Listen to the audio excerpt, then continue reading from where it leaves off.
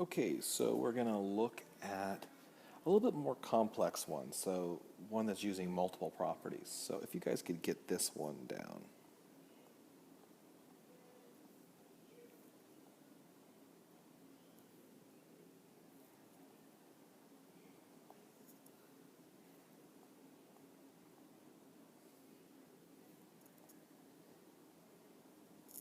Okay, so what we are going to do here is we're going to, like I said, there's going to be multiple properties going on here. So let's look at the numerator. In the numerator, we've got this expression raised to the power of 2. So the first thing we're going to do is we're going to use that power to a power property and multiply that 2 to each of the exponents on the inside of the parentheses. So we get x to the negative 6th, y to the 6th.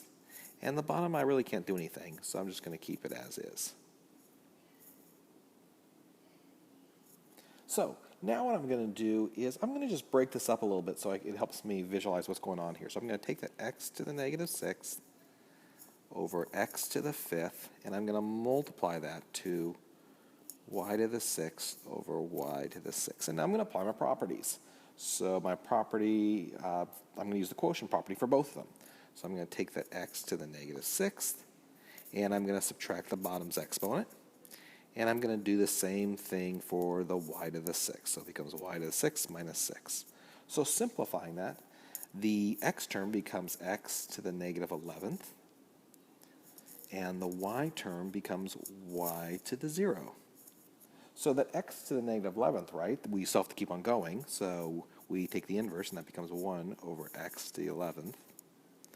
And the y to the 0 just becomes 1. So we end up with 1 over x to the 11th.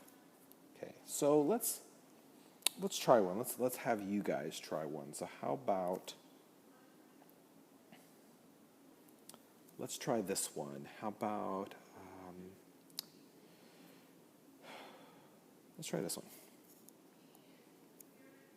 So 7y squared z to the 5th times y to the negative 4, z to the negative 1. Okay, so again, very similar process. What I'm going to do is I'm going to just kind of, since I'm multiplying these two things, I'm going to use the commutative property to kind of group things. So that 7 really doesn't have anything that I can group with it, so I'm just going to leave it by itself. But I'm going to take the y's, I'm going to multiply them together. So y squared times y to the negative 4. And then I'll group the z's. So z to the 5th times z to the negative 1. Applying my properties, the 7, again, doesn't get touched. But the y squared times the y to the negative 4th, I'm going to add those exponents, getting y to the negative 2. And then the z's, I'm going to take z to the 5th times z to the negative 1. So I'm going to add those exponents, getting z to the 4th. Now I still have that negative exponent, so I have to deal with it. So I'm going to.